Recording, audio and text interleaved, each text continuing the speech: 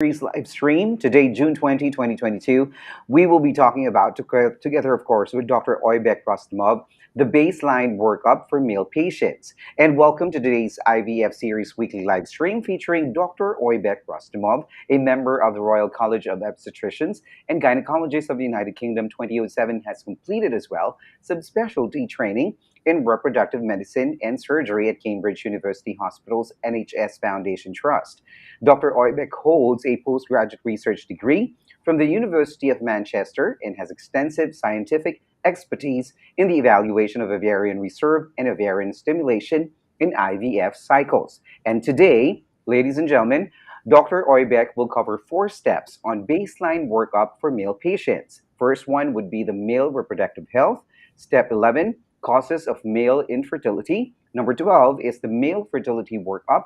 And 13, semen analysis. With that, Dr. Oybek will go through each steps that I just mentioned, and right after each steps, you can throw in some questions. And those who are watching right now can simply message or send in your questions via rustamov.com.au, or simply type in your questions by sending a direct message to our official FB page or our LinkedIn account as well.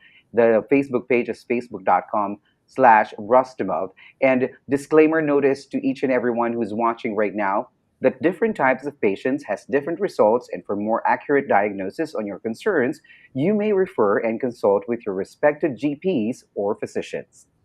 Now, without further ado, please do welcome right now Dr. Oybek Rustamov. Good afternoon, Doc. Good afternoon, JC. Thanks for kind introduction. So thanks everyone for joining this weekly live stream.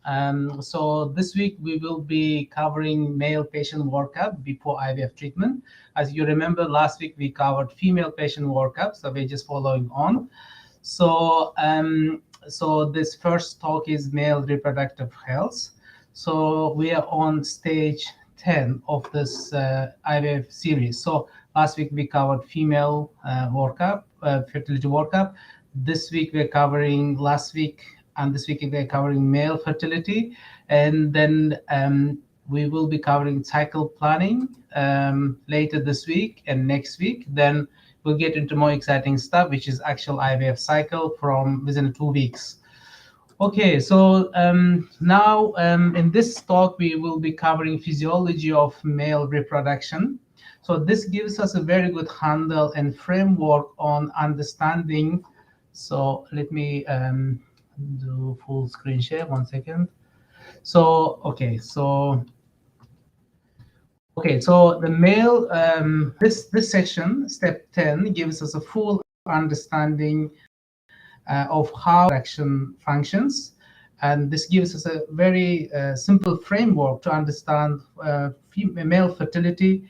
It gives guidance on how what are the causes of male infertility, and also gives good framework for investigation of male infertility in treatment of male infertility. So once we get this part right, then it will be much easier to understand how male fertility works and how we can treat male fertility problems. Okay, so as you can see, this slide says male reproduction. So like any production process, male reproduction needs 3 things to function. 1 is a regulation, 2nd, actual production, 3rd is delivery of produced sperm. So in human body, there is a specific organ system or organ structure which is responsible each of these steps. For regulation, a pituitary gland is responsible. So pituitary gland is located on the base of the brain and produce certain hormones to regulate whole process of fertility and reproduction. For production of the sperm, the testes are responsible. So this is actually a factory for production factory in male reproduction. So for delivery of the produced product, which is a sperm, we have the reproductive ducts, which are epididymis, vas deferens, then urethra. These reproductive ducts are responsible. So essentially, we have a regulation, production, and delivery process, and there are specific organ systems responsible for each. Okay, so now we got the process, and then we have responsible structures. Now let us look at how this whole process happens. Like any production process, you need the signaling pathway, which means you need you need the messengers which delivers the command across the lines of the production. So starting from the top on pituitary, you have two hormones which actually gives a command for production. So these are called FSH and LH. Actual levels of this FSH and LH and pulsatile release changing of over time release of the FSH LH actually gives a signal for the production. So these are actually signals. So, and what happens is a pituitary gland produces FSH and LH hormone and gives a signal or command to the testes saying you have to produce testosterone and you have to produce sperm. So, and this command is taken up by the receptors of certain cells in the testes to produce these two things, testosterone and sperm. So, and they will also convey the command back to pituitary saying, okay, we got enough command, we are doing our job properly. Now you don't need to push us this hard because we are producing enough testosterone, enough sperm. And there are certain hormones which is involved in that testosterone and another hormone called inhibin, which gives a feedback signal to the pituitary. So then third level, once testosterone and sperm is produced, then produced sperm need to be delivered during intercourse with ejaculate. And for the delivery, as we said, the number of reproductive duct structures are responsible, mainly vas deferens is responsible. Okay, so now we know that we have a three levels of production line. We have a specific organ structures responsible for the production, and we have a specific messenger hormones which conveys the message back and forth to keep this process going. So now let us have a very close examination how this actual production of two male two things, testosterone and sperm, gets produced. Yeah, so this helps us to get very good handle on why male infertility happens and how we investigate and how we treat. Okay, so in this pathway, we'll first look at the production of testosterone, then we'll look at the production of sperm. So this process happens in two parallel pathways. This is kind of back and forth concept between pituitary and testis. So they play through the two parallel pathways to make these things happen. The first pathway is called LH and Leydig cell pathway. Like we said, LH is produced from pituitary gland, and testosterone is produced from the testis, from the Leydig cells. So what happens is pituitary produces LH hormone. That LH hormone stimulated specific cell in the testis called Leydig cell to produce testosterone. So the job of the Leydig cell is to produce testosterone. Job of the LH is to stimulate those Leydig cells to make them to produce testosterone. So this is called LH Leydig cell pathway, and the resulted product is testosterone hormone. So this testosterone goes to whole body and gives all secondary male sexual characteristics and energy, sex drive, and of course, in addition to that, testosterone is very important for sperm production. So this testosterone, part of the testosterone goes into another cell called Sertoli cell, which helps to produce sperm. So we will come back to that. So we completed the review of first pathway, which is a LH Leydig cell pathway for production of testosterone. So, and the second pathway is called FSH Sertoli cell pathway, which produces sperm cell. So here again from pituitary gland, FSH hormone is produced to stimulate specific cell in the testis called Sertoli cell. So the function of the Sertoli cell is to stimulate sperm production. So sperm production happens in this tubules inside the testis, and Sertoli cells are sitting on the wall of these tubules, and their function is they're nursing cells. The nurse stem cells of the sperm and stimulate them to grow so that they will become mature sperm. So, main function of Sertoli cell is sperm production.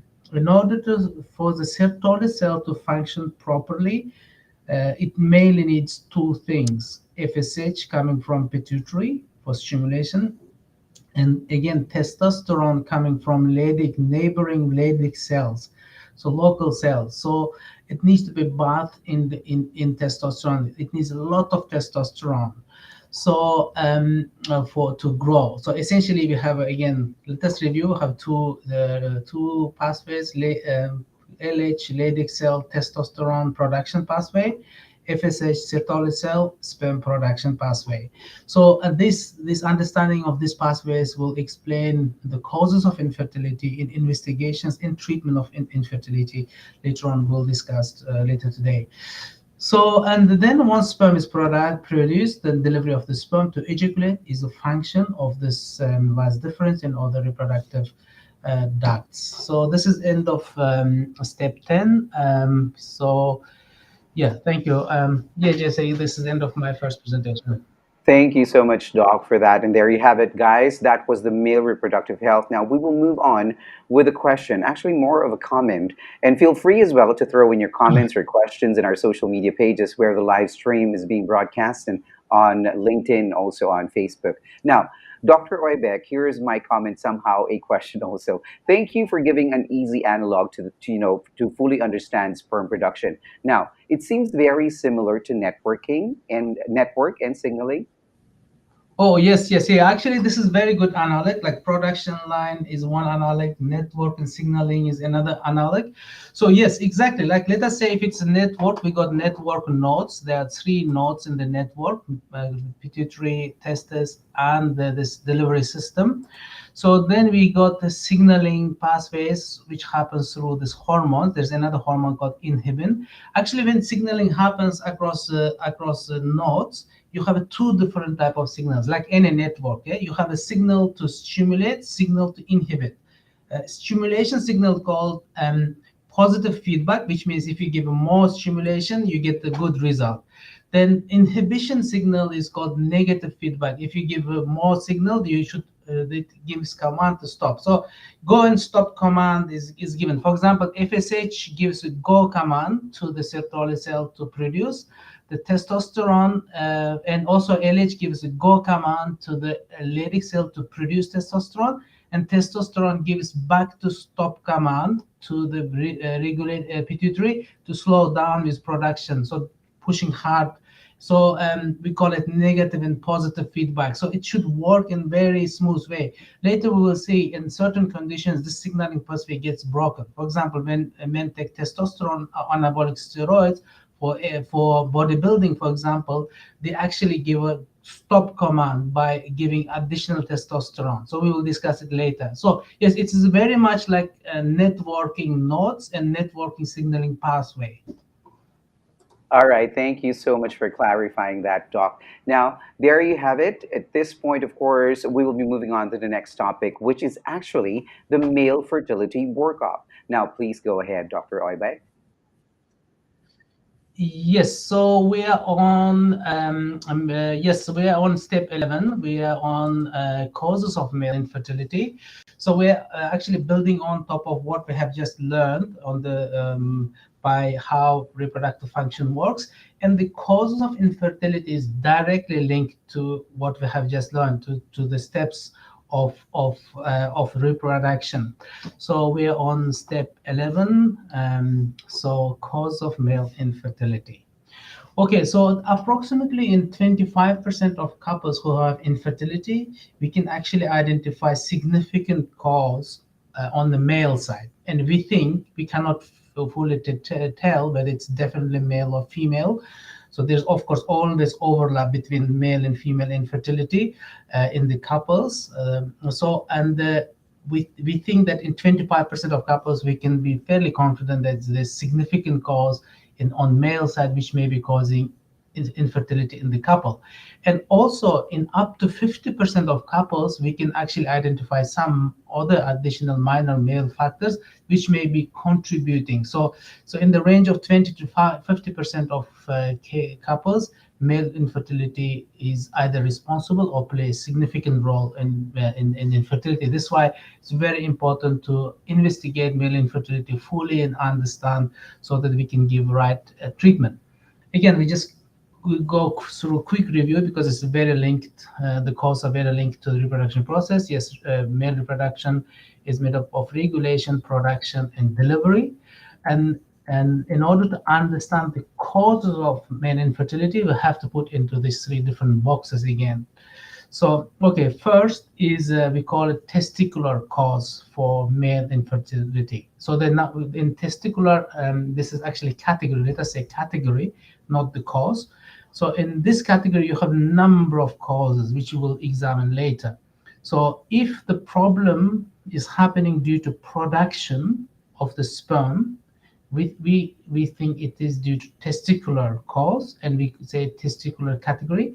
So we call testicular male infertility.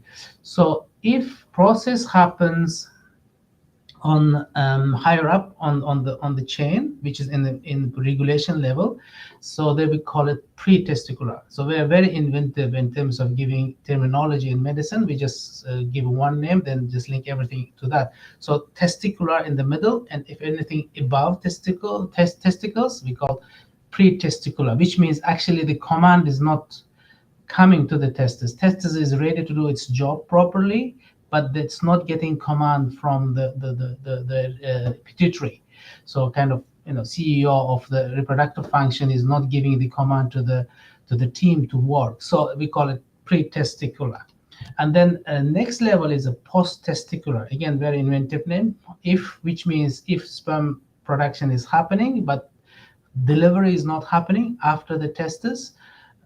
This is testis. After the testis, we call testicular. So anything linked to the pituitary level, pre-testicular, anything linked to testicular level, testicular, anything linked to after the production, we call post-testicular. These are three categories of the causes of infertility. Okay, now let us look at the step by step. Yeah, so we'll look at the pre-testicular first. Yeah, so pre-testicular. So as we discussed earlier, the function of this level, which is regulation in the level of pituitary, is production of FSH and LH to stimulate the testis to produce testosterone and sperm. By this means, pituitary regulates.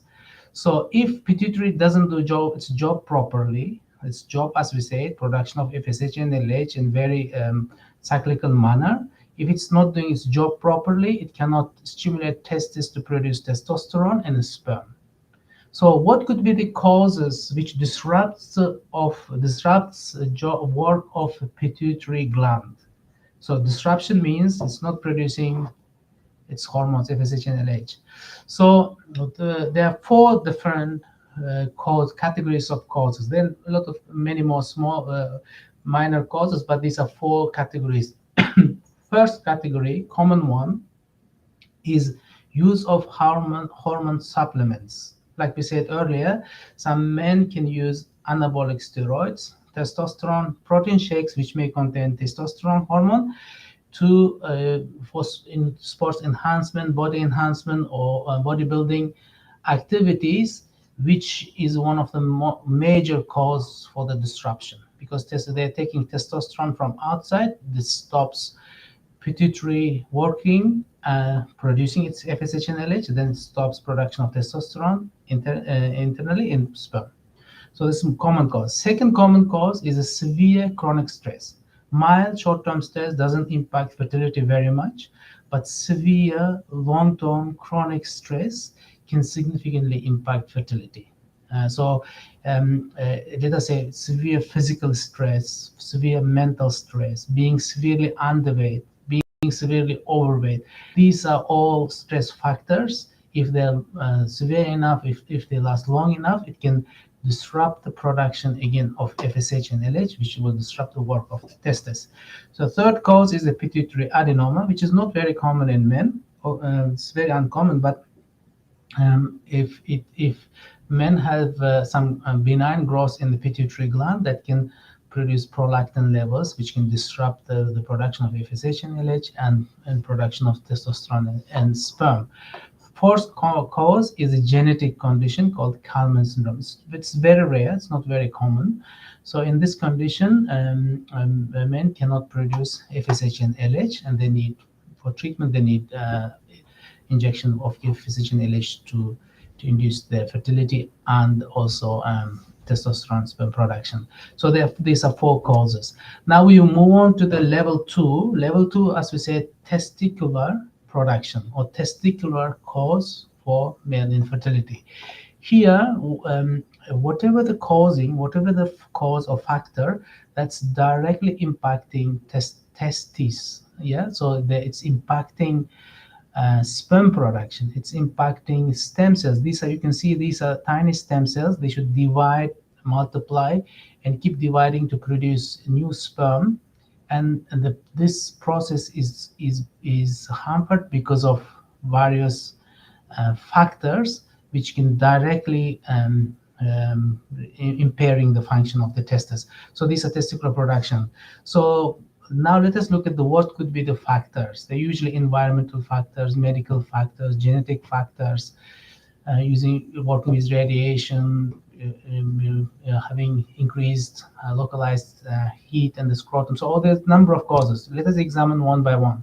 First one is a childhood diseases. Certain childhood diseases like undescended testes and mumps virus can directly damage this testicular sperm stem cells, so which can later on lead to disruption in sperm production. So why undescended testes? Because testes should develop in cooler environment in the scrotum, not inside the body. Body temperature is higher, which is not good for the testicular tissue. So really, it depends on whether this undescended testes one-sided or two-sided, and how early it was repaired will determine the fertility. So not in all men with a childhood history of undescended testes, in men who had a very late surgery for the procedure, they have an increased risk of the disruption in the level of testes. And mumps virus specifically also can impact the testicular function in different degree in different patients. So, but it can be harmful. So next level is a genetic cause. There are two specific genetic conditions commonly seen in this category. Actually, these conditions are not common; they're very rare. But in terms of testicular cause, this testicular genetic cause of male infertility, these are two common ones. One's called the Y chromosome microdeletion. In Y chromosome, there is a certain regions in the chromosome which is responsible for sperm production. In men with Y chromosome microdeletion, they have a deletion, which means missing part of that chromosome, and this is why they can have a severe male factor infertility. Again, depending on the type and the extent of the damage in the Y chromosome, they can vary in terms of severity. So, and the second one is called Klinefelter syndrome, which means in this condition, men can have one extra X chromosome. Men should have 46 XY chromosome. In this condition, men can have 47 XY chromosome. Again, in terms of severity of the male factor infertility, it can vary. Also, it depends on the age of the patient as well at the time of treatment. So next step is a cancer treatment. So cancer treatment, like surgery in the testes or chemotherapy and radiotherapy, can directly impact the testicular sperm development. So again, it depends on the degree of chemotherapy and radiotherapy. So, and then environmental factors. So this is working with industrial chemicals, working in the area of with increased radiation, increased low temperature. For example, using a lot of hot tubs and very long distance repetitive cycling, for example, in some men can impact sperm production. So again, it varies between person to person. So, and then next one is lifestyle factors that's linked to unhealthy, prolonged unhealthy diet, heavy smoking, heavy drinking, using recreational drugs, or not being physically very active can impact testes in terms of its sperm production. So then, what a number of reproductive health problems like varicocele, testicular trauma can cause testicular impairment in terms of sperm production, and some medications can cause reduced sperm production due to impact to the testes. So now we'll move to the level 3, which is a delivery, or we call post-testicular. So whatever the problem is this condition in this post-testicular category, that affects epididymis and or vas deferens or urethra. So usually it is linked. We call this post-testicular cause of infertility, or also obstructive. Usually, if you see patients with azoospermia, we categorize obstructive or non-obstructive. So obstructive means that there's a problem, impairment with the delivery of the sperm after the production. In these patients, pituitary is working very well. If you check the FSH and LH, that's working well. Testosterone levels are fine, and the sperm production is taking place, although there's no sperm in the ejaculate in some patients, but sperm production normally taking place, but sperm is not being delivered to ejaculate. So usual cause for that is infection, like STIs, chlamydia, gonorrhea type infections can cause blockage of this vas deferens, or history of vasectomy. Even after repair, in some patients, repair may not be successful. They may still have a blockage in the vas deferens. And it could be linked to genetic condition called bilateral absence of vas deferens. So this vas deferens may be absent. So in some men, it's directly linked to cystic fibrosis. It's not very common, but it could be one of the possible cause of obstruction. And in terms of, it may be linked to the sexual health problems, and linked to the frequency of intercourse, in erectile dysfunction, and also there's a condition called retrograde ejaculation. In this condition, ejaculation happens into the bladder, not outside, because of weakness in the nerves on the base of the bladder, or due to surgery, pelvic surgery or prostate surgery, which can cause damage to the nerves. So these are the possible causes. So we can see from this slide, so there are 3 different levels of category of problems: pre-testicular, testicular, and post-testicular. Understanding the causes and putting into right category is very important to formulate investigations and treatment for male factor infertility. Thank you.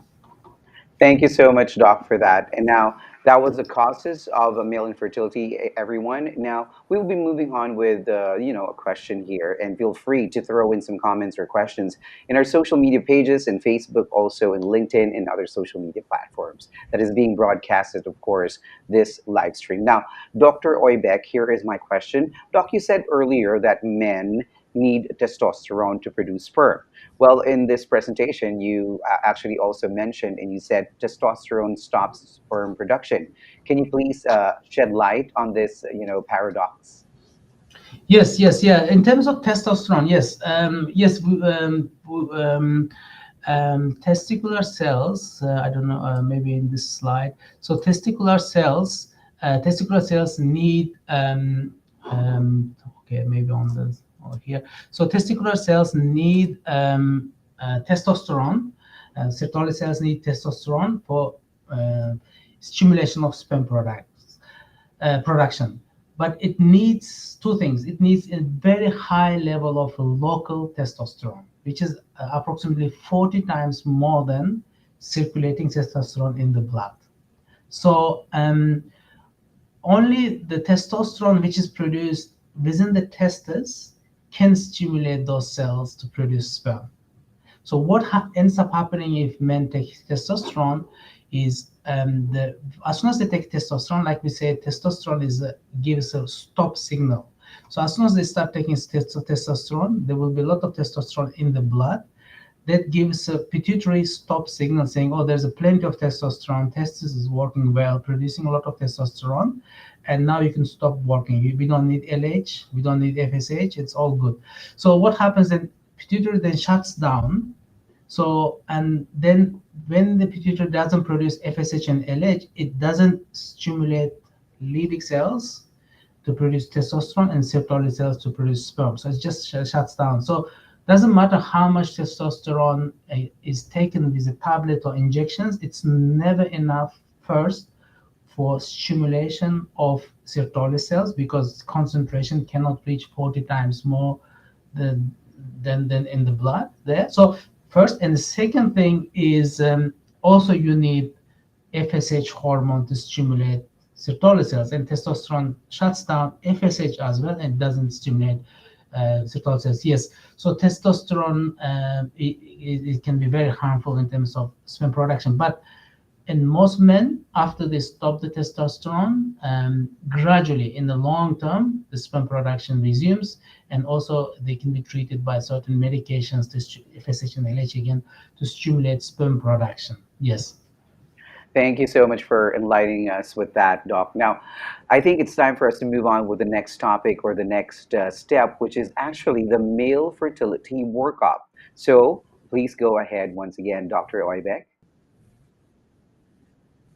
Thank you. Yeah, so we have reviewed the physiology, we reviewed the causes, now we review the investigations to establish what could be the cause of individual patients' infertility. So, okay, so we're on step 12. We are reviewing male fertility workup.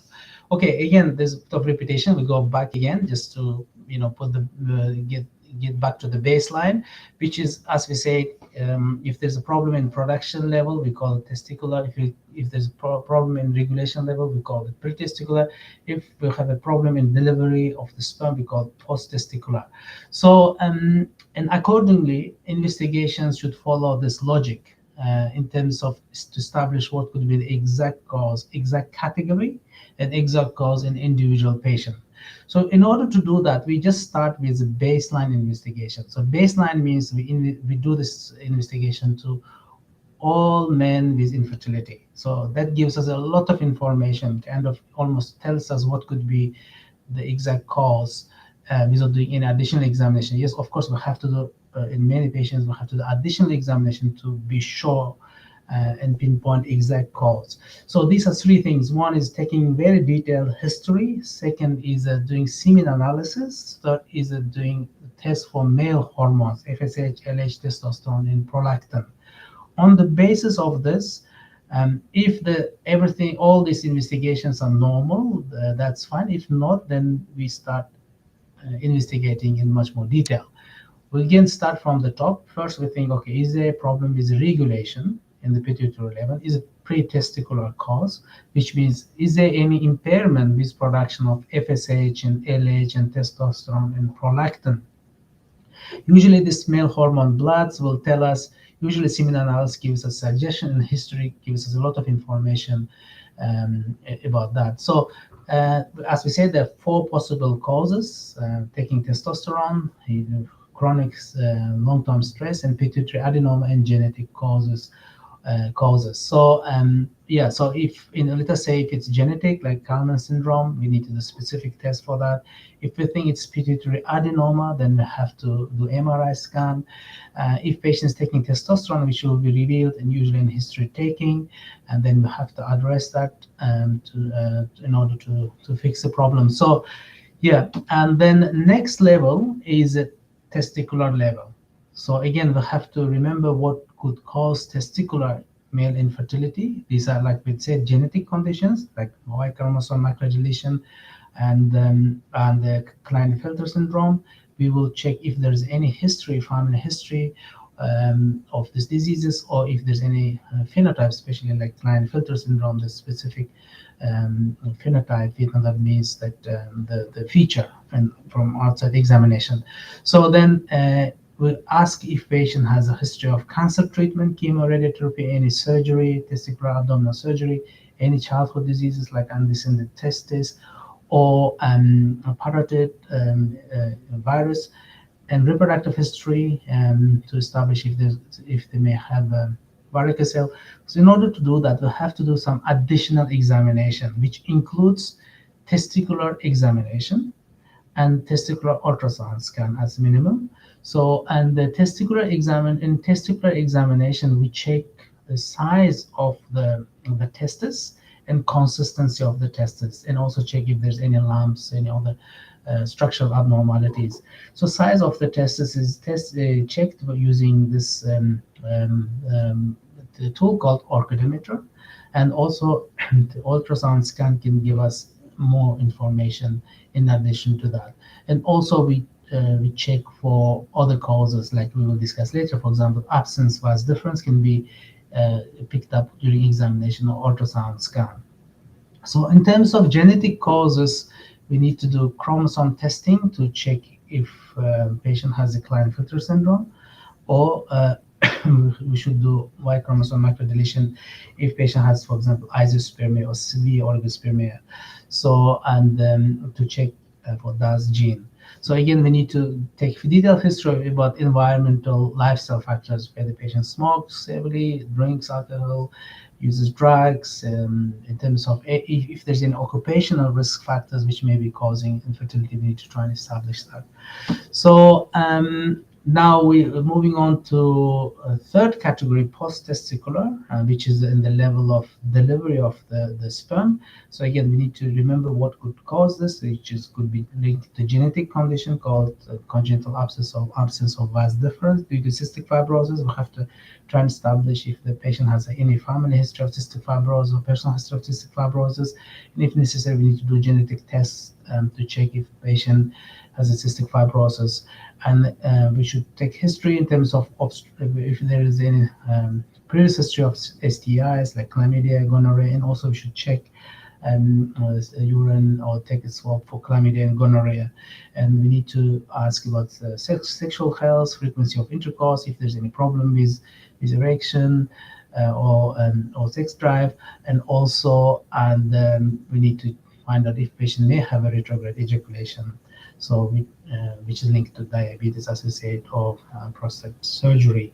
So so these are pretty much pretty much full set of investigations. We can do very specific targeted investigation in some patients, but this investigation is this set of investigations is usually sufficient for us to have a very good idea what category of the problems and what causes what is causing actual infertility. And I've also put here HIV, hepatitis B, and hepatitis C, and syphilis. This is a standard investigation for all male men undergoing fertility treatment. Yeah, so this is a pretty much the full set of investigations we conduct to investigate for the cause of infertility. Thank you so much, Doc, for that. And that was the Male Fertility Workup. Now, we will be moving on with a question, and feel free again to throw in some questions. Actually, there are a couple who actually commented in our LinkedIn live stream. Thank you so much for those comments. Feel free to share, of course, this live stream on your own accounts. Thank you so much. Now, at this point, Doc Oybek, we have here a question, and it's on the basis of this examination. Can you please tell the exact cause of infertility in all the patients? In most patients, we will be able to identify. In some patients, we can't. We just simply, all investigations we perform look normal, but still they have infertility. In these patients, it's unexplained. And of course, we'll take into account the partner's history to try and find if there is any cause which can explain. If you can't find the cause even in the partner's side, then we just simply say it's unexplained infertility. In terms of male infertility, let us say we may do all the investigations, still semen analysis is abnormal. We cannot tell exact cause. Again, we call it unexplained or idiopathic, but usually it's linked in the level of production. So if production is not happening well, If there isn't problem with the delivery, if FSH and LH is normal in the level of pituitary, then we assume it's testicular cause, and usually maybe even linked to lifestyle factors, and we try and address those lifestyle factors. Yeah. All right, thank you so much, Doc, for that. Now let's move on with the last topic or the last step, but not the least, which is the semen analysis. So again, please go ahead, Dr. Oybek. Okay, thank you. So this is the last one for today. Maybe later this week or early next week, we will be covering two more male factor topics, which is male age and male health, and plus we will add treatment for male infertility into this one of these talks. Then we will move on to next step. So okay, so this is a semen analysis. So is the last presentation for today. Okay, so semen analysis. Okay, so this is a very important baseline test. Uh, we perform all men with history of infertility. So in this presentation, we look into three things. One, properties of the test itself. Second, instructions in terms of before before and during the producing the sample, and how we follow up. And the third is actual test results. Okay, so first we are looking at the properties of semen analysis as a test. Okay, so semen analysis is a test. Yeah, so it doesn't give us a diagnosis. It is a test which tells us whether the individual has a normal semen samples, semen parameters, or abnormal semen parameters. How do we actually decide whether someone has a normal semen parameters or abnormal semen parameters? We do it by just simply comparing to other population, other men. Let's say in semen analysis is based on WHO's reference range, which actually examine men with who is known to be fertile, which means their partners conceived successfully within 12 months of trying. They don't have infertility. Then they looked their parameters in terms of count, motility, and all the parameters, and they took the lowest reference range, which is a 5%, which means, let us say, in WHO reference range, if there was like 1,000 patients, there was much more than 1,000. 95% of fertile men had a better semen analysis result than actually when we call it normal. So yes, those 5% also had the successful pregnancies, but this was the lowest reference range. So this is why we think that if anyone has got the lowest reference, falls under the category of lowest reference range, we call it abnormal. Yeah. So later we will see. Actually, it's not diagnostic. It doesn't mean that doesn't give us a diagnosis of infertility in most cases. In some cases, it does. But this is a test which gives us who may have abnormal semen parameters, who may have normal semen parameters. This is very important to appreciate here. So second, now we're looking at 95% normal. We don't look at them, and let us look at the abnormal ones. When we have an abnormal semen analysis result, then it could be due to number of, we can categorize into number of groups. So one is abnormal, but there is a sperm in the sample. So let us call it abnormal, mildly abnormal, moderately abnormal, or severely abnormal. But there is a sperm in the sample. So second category is azoospermia, which means, yes, it is abnormal, and there's no sperm in the sample. So when we look at the microscope, we spin the semen and examine carefully, but we can't see any sperm in the sample. That's called azoospermia, which means there's no sperm in the sample. So in that category, you have two different types of patients. One is there's no sperm. Later on, when we investigate them, doing scan or doing procedures to retrieve sperm, we find out actually they are producing sperm, but sperm is not getting outside, which is pretty much kind of obstructive isospermia or severe enough isospermia. There isn't any appreciable sperm in the sample, but the production is happening. So these patients can have IVF treatment, IVF plus ICSI treatment, for example, or other different type of treatments to complete their family. And the second category is no sperm and non-obstructive, which means actually the production is not happening in most of these patients, not all of them, but most of these patients, production is not happening. And if it is linked to the pituitary level, it's good news. We can give injections and long enough, usually takes a number of months to stimulate sperm production, then they can produce sperm, then we can obtain sperm. In one condition, we cannot treat in terms of even sperm production, let us say in testicular failure, which means there's no stem cell left in the testis and there's no chance that we can stimulate or retrieve sperm. So yes, abnormal, there's a difference between abnormal and abnormal. So if it's mildly abnormal, it's the different category compared to severely abnormal, compared to there's no sperm. So this is also we should take into account when we're interpreting the result. So the four things I want to discuss in terms of properties. First one is that this is a reference range test. Second, abnormal, there's a difference between abnormal results. Third one is in terms of fertility. So it is semen analysis result does give a lot of information for us to understand person's fertility and couples infertility, but it cannot give us a diagnosis.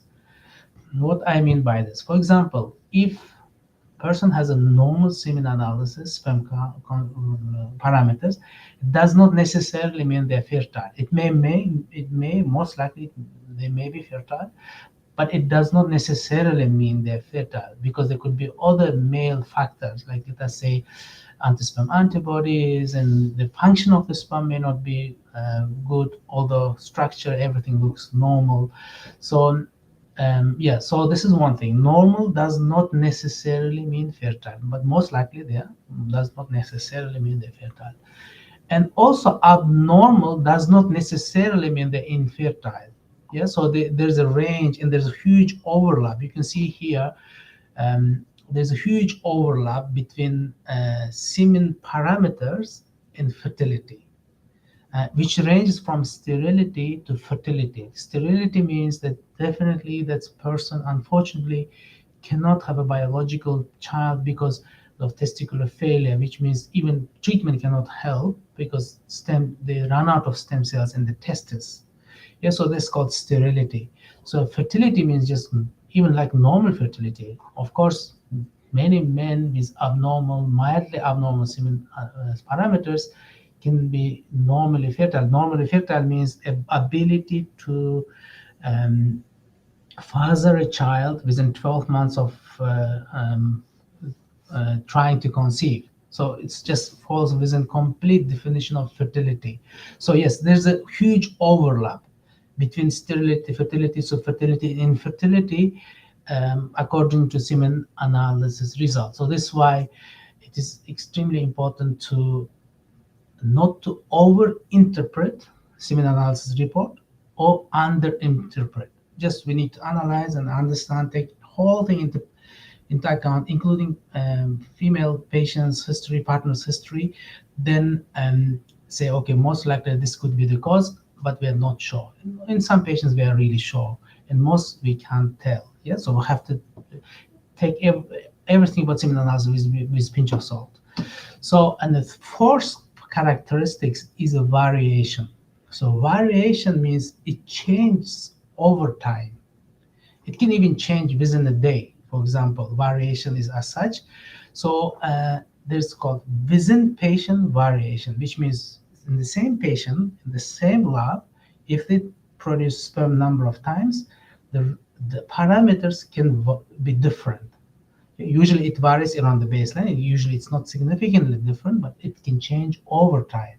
So this is why when we take the sample, if it's abnormal, should not get too worried, should not over-interpret, and usually we should repeat the semen analysis again to try and understand, are we seeing actually the lower end of this, the variation, or the peak of the variation? So yeah, so four things we have to take into account. First, semen analysis based on the reference range, which means compared to other fertile men, 5% lowest reference range. Second, abnormal has a different categories. And also third is there's an overlap between fertility and infertility according to sperm parameters.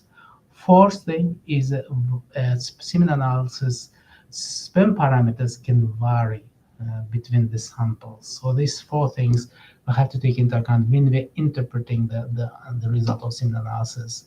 So now we will look at the second thing, which is instruction and how we follow up semen analysis. So in terms of instruction, so we recommend men should abstain at least maybe 3 days. Usually it is 3 to 7 days. So they have to abstain, which means they should not ejaculate to before the test. And then the test can be, it's recommended test should be produced in the premises of the clinic, so that it won't be subjected to various temperature changes. So and using clean the clean specific container and dish which is given by the clinic or lab. And if for some reason if patient cannot produce semen sample in the premises, they can produce at home and bring within 30 minutes and keep close to body temperature. Use it usually inside the pocket of jacket, for example, and bring within 30 minutes. And we should actually take this into account and record in their notes saying actually this sample was produced at home. And if we have some abnormal results, then we can investigate. We can put into this information in our analysis. Is it because temperature changes cause this, for example, problem is mortality? Yeah, so this is the instruction. Yeah, so in terms of the result, again, like we said earlier, they can get three different type of result: normal result, which is good; abnormal result, which is mild, moderate, severe; then there's no sperm in the sample. If result is abnormal, and then it's important to repeat the sample. As we said, because of variation, we need to repeat this semen analysis. If it's mildly abnormal or normal, we don't need to repeat. If you repeat, that's good. If you don't repeat, that's fine. But if it's moderately severely abnormal, if there's no sperm, certainly we need to repeat semen analysis once more to establish. And this time we should actually repeat and do it in the premises of the clinic, just in case it was due to changes in temperature during delivery, for example. Yeah, so on the basis of this sample, then we formulate further investigation to understand why there is an abnormal result, then formulate treatment for infertility. Okay, so now we move to the third section of this presentation, which is test result. So, okay, in terms of test result, we look into this mainly the 6 parameters. Also, we can add pH and some other parameters, but mainly we look as a basic parameters, these 6 parameters: semen volume, volume of all the semen produced, the count of the sperm, motility of the sperm, vitality of the sperm, and morphology of the sperm, and if there is a leukocytes in the sperm. Yeah, now let us look one by one. Okay, so in terms of semen volume, so the produced semen volume should be minimum 1.5 mil. So if it's less than 1.5 milliliters, then we have to understand why. Was there any problem with ejaculation, and so the sample was not collected fully? Is there any reason why the volume is low? Is there any problem with the production of semen, for instance? So second is a count, concentration, so which means number of sperm we can count under the microscope per milliliter of the sperm, and total. So per milliliter, let us say person produced 2 milliliters of semen. So if per milliliter we have got 15 million, then in 2 milliliters, of course, we have 30 million. So this gives us a total sperm. So, so normal reference range, which means 95% of fertile men have a more than 15 million sperm per milliliter. So this is why we took it as a cutoff, saying if it's less than 15 million, we think the semen concentration is abnormal in this person or in the sample of this person. So second is a count, total concentration should be more than 39 million. Let us say if someone produces 14 million but produces 3 milliliter of semen, then their total count is more than 39 million. It falls under normal. So and then motility. And we have the different categories of motility. So the best one is called category A, which is progressive motility. So sperm making progressive movement to go forward. So that should be 32, minimum 32% of sperm seen on under the microscope sample should be motile, progressively motile. Yeah, so then another category called category B, which is motile but not progressive, making movement but not making forward movement, making movement around itself. So that's called non-progressive motility, category B. So we can add A plus B. It should be more than 40. Let us say a person has a progressive motility 30%, non-progressive motility 30%. Together it's 60%.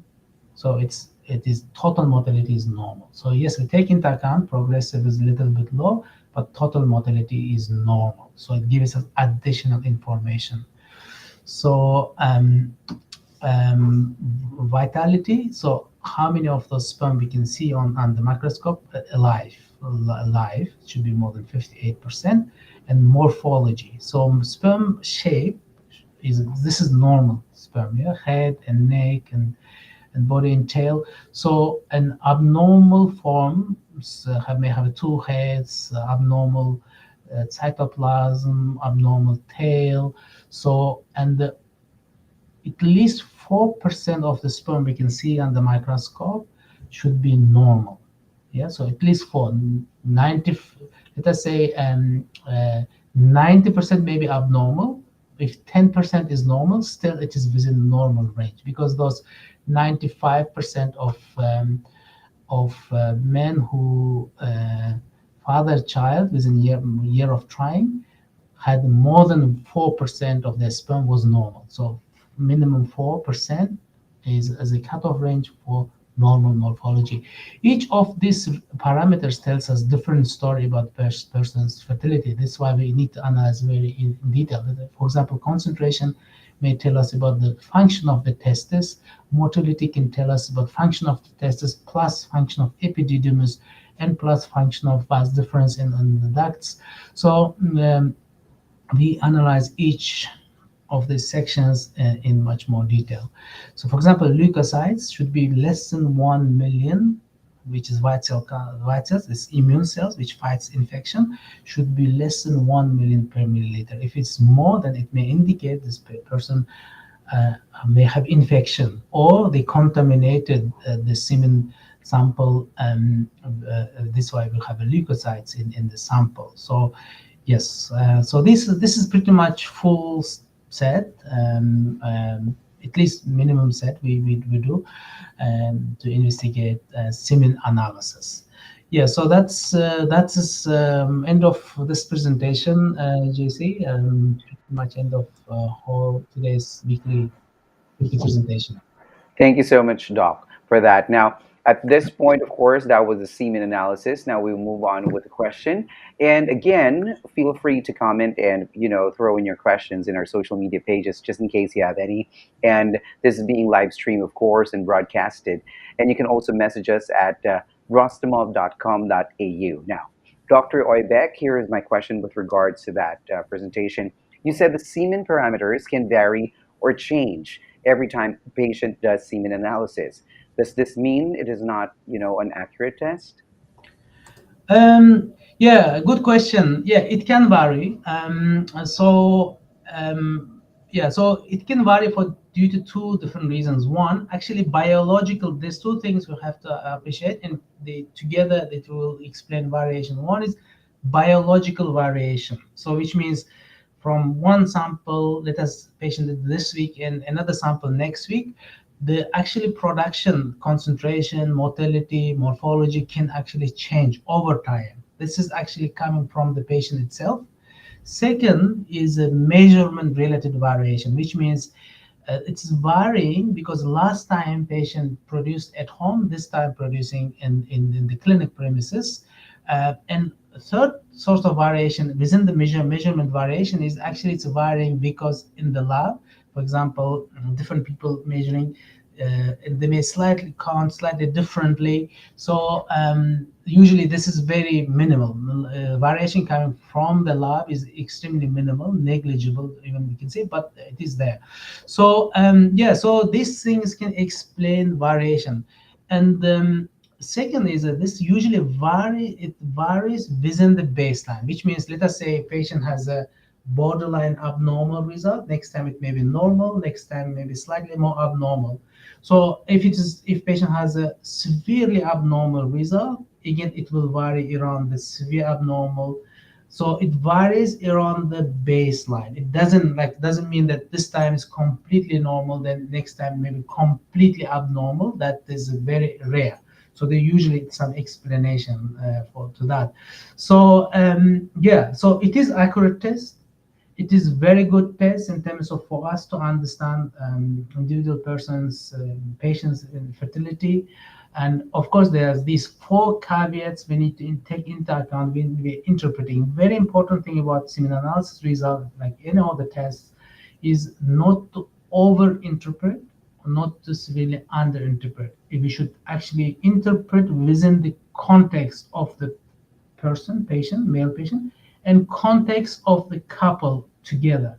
So we should always keep the context in account. This is why we should keep the big picture of individual couple, individual person, individual sample test results or parameters when we're actually interpreting and making decisions.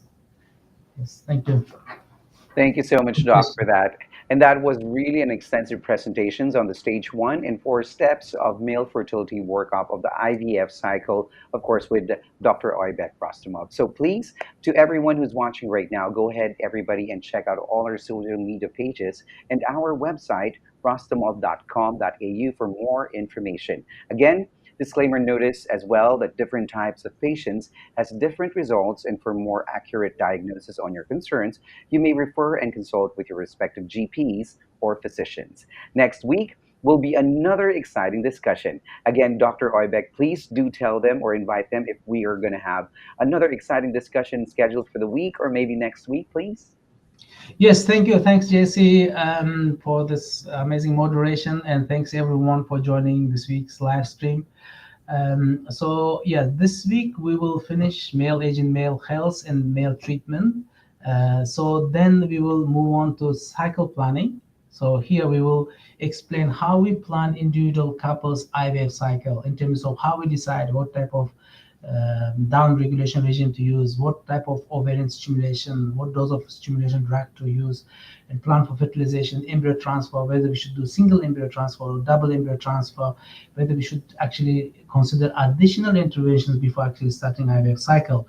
So this is very critical step of IVF. If we get this right and planning right, then usually the cycle in most patients, the rest of the cycle goes much more smoothly. So yes, so this week hopefully we will try and complete remaining of male factor and maybe even cycle planning. And next Monday again we do a weekly live stream and review everything together.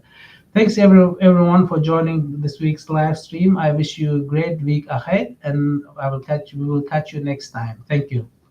Thank you, Doc. Thank you, everybody, and enjoy the rest of the day. Thank you.